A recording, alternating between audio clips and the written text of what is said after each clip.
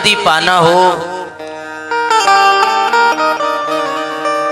तो जीवन में दो चीजें ध्यान रखिए। क्या क्या? कि यदि भगवान को पाना है तो व्यक्ति या तो पुरुषार्थ के द्वारा पा सकता है या तो भगवत कृपा के द्वारा।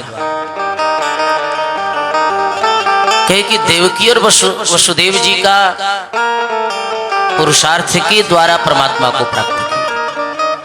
कितना तप करना पड़ा, कितनी स्तुति लंबी चौड़ी करनी पड़ी, तो भगवान इंतजार भी 1 वर्ष तक कराए तब सामने आ। लेकिन यशोदा जी और श्री नंद बाबा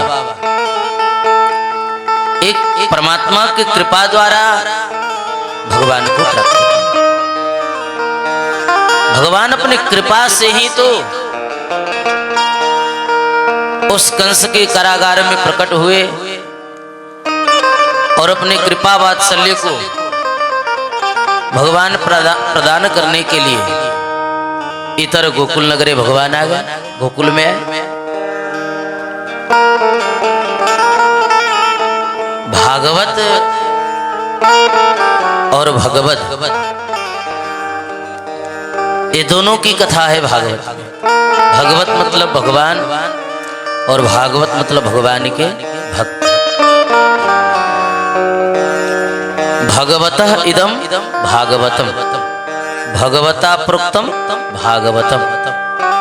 भगवान के द्वारा जो कही गई बात है, जो वाणी है, वो श्रीमद् भागवत महापुराण। लेकिन भक्त की भी चर्चा इस भागवत में। और भगवान के भक्ति पथ के आचार्य कौन है? कि श्री नारद जी महाराज। नारद जी को पुराणों में क्या कहा गया है? कि नारदो देव दर्शन। यदि जिस किसी के भी जीवन में आप पूरे रामायण पुराण शास्त्र पढ़ लीजिए, यत्र किंचित किसी को भी यदि नारद जी मिले हैं, नारद जी को दर्शन प्राप्त हुआ है, तो भगवान भी जीवन में जरूर मिले। इतना तो तय है कि यदि नारद जी जीवन में प्राप्त हो गए तो भगवान की प्राप्ति तय। भक्ति पद के आचार्य। और हमारे परमाचार्य कौन है, आचार्य कौन है?